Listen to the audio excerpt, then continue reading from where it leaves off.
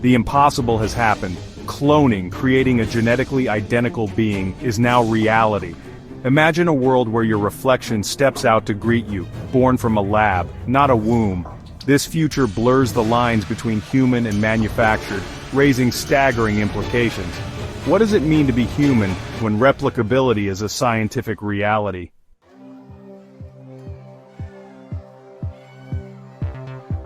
Imagine standing face to face with your clone, every nuance of your being mirrored back. This being shares your DNA but is a separate entity, a unique individual. Do we welcome these new beings into humanity, or fear the unknown? The arguments are complex. Clones are sentient beings capable of thought and emotion. Denying them basic rights feels wrong, yet granting them full human status has staggering implications.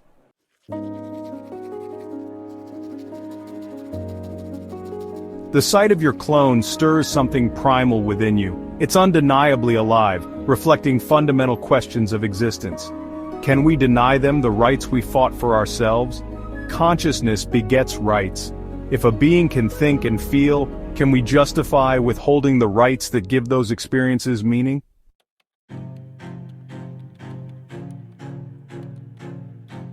What constitutes consciousness? Does it arise from the same biological process as natural humans?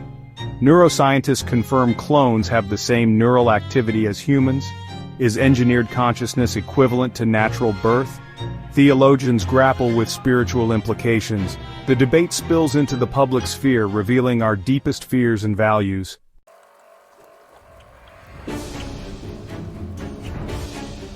If clones are granted full human rights, are we opening the door to a new era of exploitation?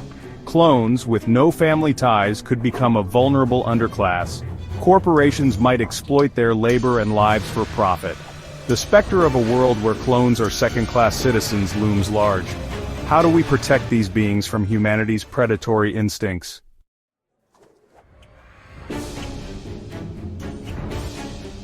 A world teeming with copies of ourselves is unsettling. Granting clones full human rights means slicing resources thinner. With 8 billion souls already vying for space, how could we bear the weight of millions more? Imagine your clone applying for the same job or apartment. Our systems, built for unique individuals, buckle under the strain.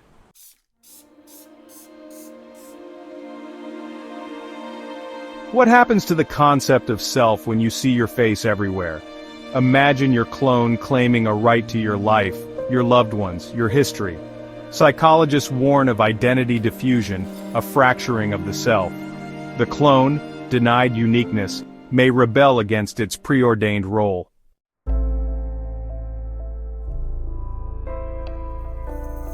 This isn't just a philosophical debate, it echoes humanity's past sins. We've dehumanized groups before, justifying actions with twisted logic. Who controls cloning technology? The potential for abuse is staggering. Imagine a world where the elite create armies of clones to serve them. The question isn't whether clones deserve rights, it's whether we deserve the power to create them.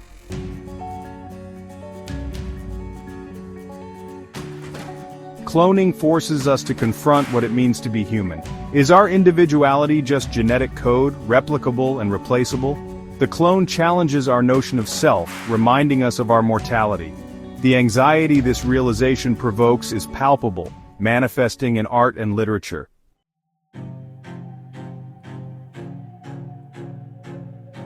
History shows humanity's capacity for cruelty towards those deemed different.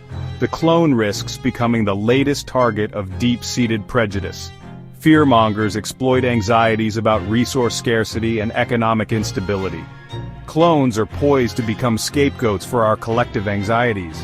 Will we repeat past mistakes or embrace our shared humanity?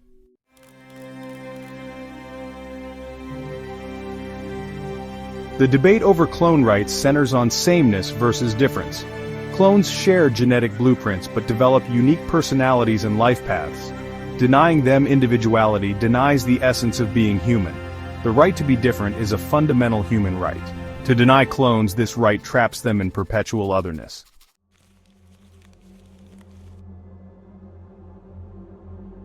The halls of justice, built on centuries of precedent and legal frameworks designed for a world where human creation followed a predictable path, now face a challenge that throws their very foundations into disarray. The clone, a being born not of the traditional family unit but of the laboratory, presents a puzzle that our existing systems are ill-equipped to solve. Birth certificates, those seemingly mundane documents that have long served as proof of our existence, become artifacts of a bygone era. How do you register the birth of a being that has no mother, no father, no place on the traditional family tree? Citizenship, too, becomes a tangled web. Are clones, born within a nation's borders but not through the usual channels, entitled to the rights and protections afforded to its citizens? Or are they to be treated as stateless entities, subject to the whims of governments ill-prepared to deal with this new reality? The very foundations of our legal systems, built on the assumption of a clear distinction between human and non-human, begin to crumble. The clone, in its very existence, exposes the limitations of our existing frameworks, forcing us to confront the uncomfortable truth that the law, like language itself, is a constantly evolving entity, struggling to keep pace with the rapid advancements of science and the ever-shifting boundaries of what it means to be human.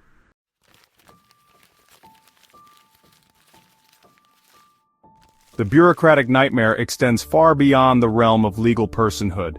The clone, a being created with a pre-existing genetic template, inherits not just the physical characteristics but potentially the entire digital footprint of its original. Social security numbers, credit histories, online profiles, all of these become potential points of conflict, raising questions about ownership, privacy, and the very nature of identity in the digital age. Imagine receiving a credit card bill for purchases you never made, only to discover that your clone, armed with your social security number, has been living it up on your dime. Or worse, imagine being implicated in a crime committed by your clone, your digital alibi shattered by the existence of a being who shares your every keystroke, every online transaction, every digital footprint.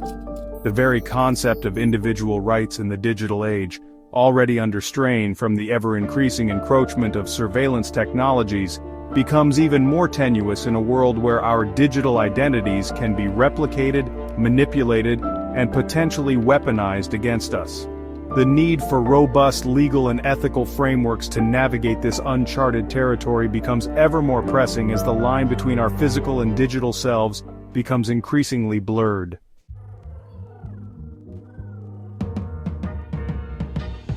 As we grapple with the monumental task of integrating clones into our existing legal and social structures, a radical proposition begins to gain traction in some circles.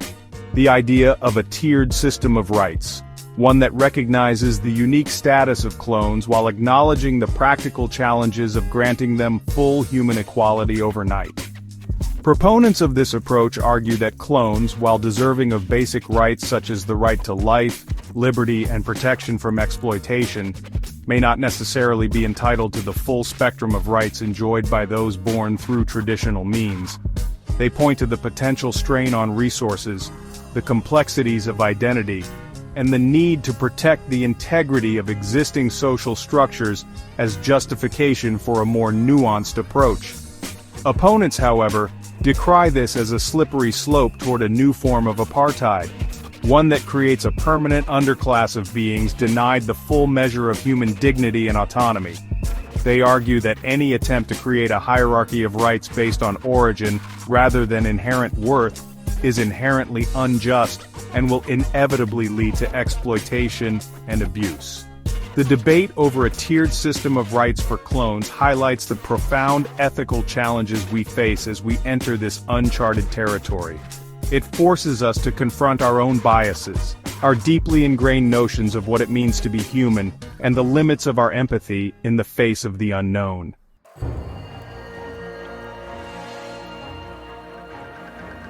The pristine images of flawless clones that dominate the public imagination, meticulously crafted in state-of-the-art labs, mask a more unsettling reality. The truth is, cloning technology, for all its advancements, is far from perfect. The process is fraught with risks, with the potential for errors multiplying with each copied strand of DNA. Imagine a child born with mismatched eyes, limbs twisted at unnatural angles, a mind struggling to make sense of a world it can barely perceive. Now imagine that child being your clone, a genetic echo of yourself, bearing the burden of your imperfect DNA. Do these imperfect copies, these casualties of scientific progress, deserve the same rights as their flawless counterparts? The ethical quagmire deepens when we consider the potential scale of these errors. What happens when the cloning vats, instead of producing perfect copies, begin churning out waves of deformed and disfigured beings? Do we owe them the same duty of care, the same right to life as any other human being? Or do we, out of some misguided sense of compassion, choose to end their suffering before it begins? The very notion of a right to life takes on a chilling new dimension in this context. The line between scientific progress and reckless experimentation blurs, leaving us to grapple with the consequences of our hubris.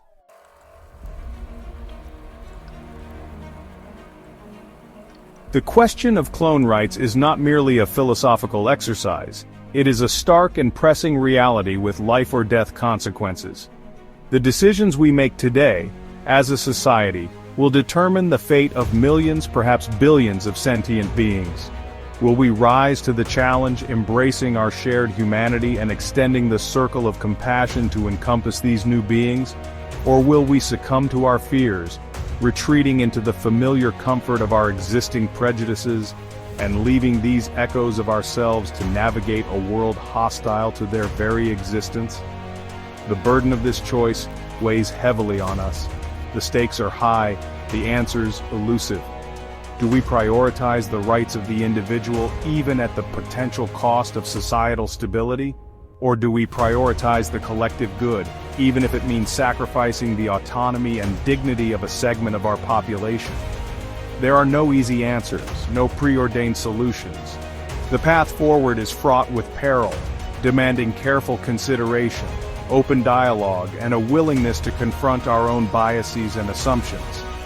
The future of humanity, it seems, hinges on our ability to navigate this ethical minefield with wisdom, compassion, and a deep respect for the sanctity of all life, regardless of its origins.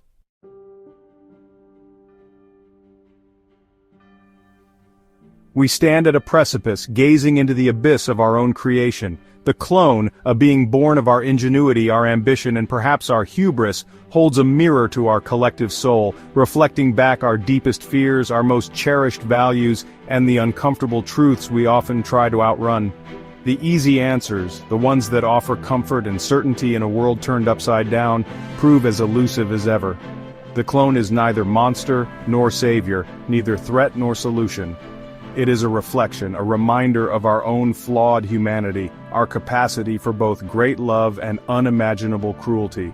The questions linger, echoing through the halls of academia, the chambers of government, and the quiet spaces of our own hearts. Do we have the right to create life in our own image, and if so, what responsibility do we bear for those creations? Can we, as a species with a long and troubled history of dehumanizing the other, truly embrace the radical equality that clone rights demands? The truth, as unsettling as it may be, is that there are no easy answers, no preordained solutions. The path forward is not a straight line, but a winding, uncertain journey, fraught with peril and possibility in equal measure.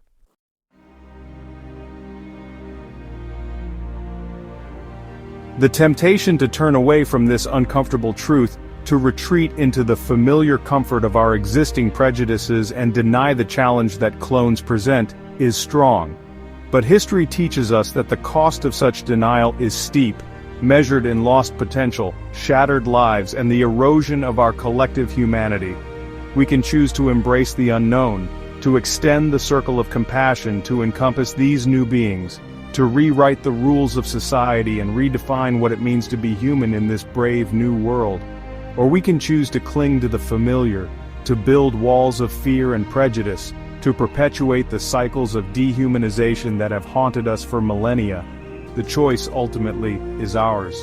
The future hinges not on some preordained destiny but on the decisions we make, the actions we take, the compassion we choose to extend or withhold.